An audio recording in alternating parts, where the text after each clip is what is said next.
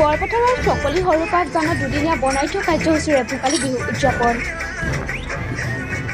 গোলাঘাট জিলা বৰপথাৰৰ সৰুপা উজানত আজিৰে পৰা 18 আৰু 19 জানুৱাৰী তাৰিখে দুদিনীয়া বনাইথোৱা কাৰ্যসূচীৰে উদযাপন কৰে ভোগালী বিহু। সকলো সৰুপা উজানৰ স্থানীয় ৰাইজে সম্প্ৰীতিৰ এনাজৰীৰে উলহ মালহেৰে উদযাপন কৰে দ্বিতীয় বাৰ্ষিক ভোগালী বিহু। আজি পুৱা ভাগত কৃষ্টি পতাকা উত্তোলন কৰে উদযাপন সমিতিৰ সভাপতি প্ৰসন্ন ফুকন, প্ৰথম বৰ্ষৰ পতাকা উত্তোলন কৰে ফণী শইকীয়া আৰু দ্বিতীয় বৰ্ষৰ পতাকা উত্তোলন কৰে হলি চহে। কা আন্দোলনত শ্বহীদ হোৱা 5গৰাকী শ্বহীদ দেশৰ হকে কাশ্মীৰত পাকিস্তানী সেনাৰ গুলীত আত্মবলিদান দিয়া বীৰ শ্বহীদ পদুম বাহাদুৰ শ্ৰেষ্ঠ আৰু কেইবাটাও শ্বহীদৰ নাম স্মৰণ কৰি শ্বহীদ তৰ্পণ কৰে অমৃত গগৈয়ে। বৃক্ষৰোপণ কৰে ধনীৰাম শইকীয়া আৰু প্ৰদীপ ফুকনে। ইয়াত এটা উদ্যোক্তা সমিতিৰ প্ৰশংসনীয় পদক্ষেপ দেখিবলৈ পোৱা গ'ল যে স্থানীয় বয়োজ্যেষ্ঠসকলক বিশেষভাৱে চৰণচুই সম্বোধনা জনায়।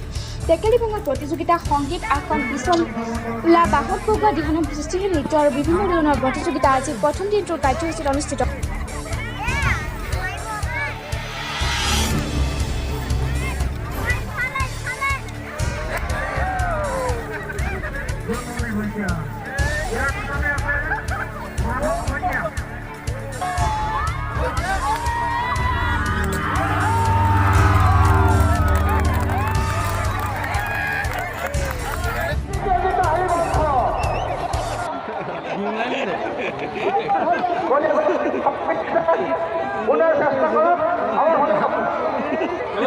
দেখিবলৈ পাইছে মাননীয় মহাশয় মহোদয়ে বিশাল বাহন বগাবলৈ চেষ্টা চলাইছে।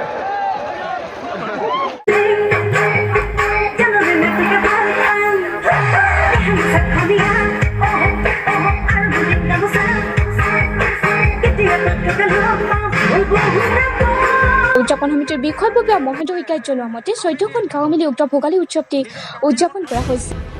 যি কাৰ্যসূচী লৈছোঁ এনেধৰণৰ কাৰ্যসূচী যাতে অনাগত দিনতো আমি অনুষ্ঠিত কৰি যাব পাৰি তাৰে আমি তেওঁলোকৰ শ্ৰীচৰণত আশীৰ্বাদ বিচাৰিছোঁ।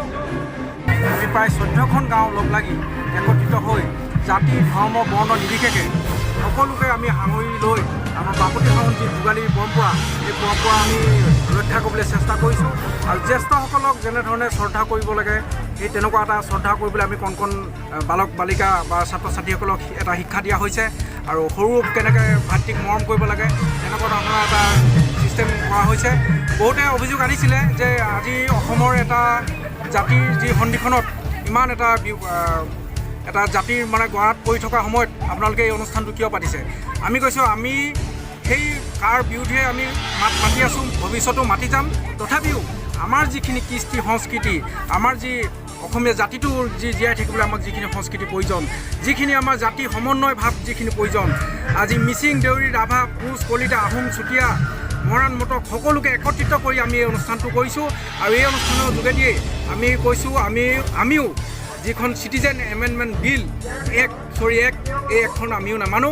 গতিকে আজি ইয়াত যিখিনি ৰাইজ সমবেত হৈছে, আজি খুব আমি আনন্দিত হৈছোঁ, ভাল পাইছোঁ। ইমান এটা জনসমুদ্ৰ একেবাৰে ৰাইজৰ মানে ভৰি দিবলৈ জেগা নোহোৱা এটা অনুষ্ঠান পৰিৱেশ হৈছে। আমি সকলোকে স্বাগতম জনাইছোঁ, আদৰণি জনাইছোঁ। আৰু লগতে আমাৰ আজি দুদিনীয়া কাৰ্যসূচীৰে আমি অনুষ্ঠিত কৰিছিলোঁ। প্ৰথম দিনা কাৰ্যসূচীত আমি টেকেলি ভঙা, ৰছী টনা, পিছল বাহত বগোৱা আৰু সন্ধিয়ালৈ সৃষ্টিশীল নৃত্যৰ ক শাখাৰ প্ৰতিযোগিতা অনুষ্ঠিত কৰিছোঁ আৰু সন্ধিয়া আমাৰ সাংস্কৃতিক সন্ধিয়া আছে। আমাৰ স্থানীয় মণ্টুমণি বৰা ডাঙৰীয়া গীত পৰিৱেশন কৰিব। যোৰহাটৰ পৰা জীৱন চুতীয়া গীতৰ শৰাই আছে আৰু অহাকালিলৈ ঠিক তেনেধৰণে আমি দিহানামৰ প্ৰতিযোগিতা অনুষ্ঠিত কৰিছোঁ, সৃষ্টি নৃত্য খৰৰ প্ৰতিযোগিতা অনুষ্ঠিত কৰিছোঁ। আমাৰ কণ কণ ছাত্ৰ ছাত্ৰীসকলক ওপৰত লক্ষ্য ৰাখি আমি জাতীয় সাজপাৰ অনুষ্ঠান অনুষ্ঠিত কৰিছোঁ আৰু অহাকালিলৈও আমাৰ মন কৌশিক সুদূৰ উদীয়মান শিল্পী মন কৌশিকৰ গীতৰ শৰাই আছে। গতিকে সকলো ৰাইজৰ উপস্থিতি কামনা কৰিছোঁ। লগতে আমাৰ এই ইমান ভিতৰুৱা পিছপৰা অঞ্চলত আজি সাংবাদিক বন্ধুসকল আহি আমাৰ দুখৰ সুখৰ সমভাগী হৈছেই, তাৰ কাৰণে সকলোকে ধন্যবাদ জ্ঞাপন কৰিছোঁ। জয় আই অসম। বিহুৰ দেৰিকৈ হ'লেও শুভেচ্ছা জনাইছোঁ। আমাৰ এই কিছুমান নীতি নিয়মৰ যি ৰায় হৈছিল অসমীয়া কলা কৃষ্টি সংস্কৃতিৰ ওপৰত, এয়া আমি ৰক্ষা কৰি আগবাঢ়ি আহিছোঁ। সকলো অসমবাসী ওলাই আহক। আমি কেপৰ বিৰোধিতাও কৰিছোঁ। সকলো অসমবাসীয়ে বুজি পাইছে নিশ্চয়। এনেকৈ যদি সজাই সহযোগিতা কৰি সকলোৱে যদি আগবাঢ়ি আহে আমাৰ নিশ্চয় অসমখন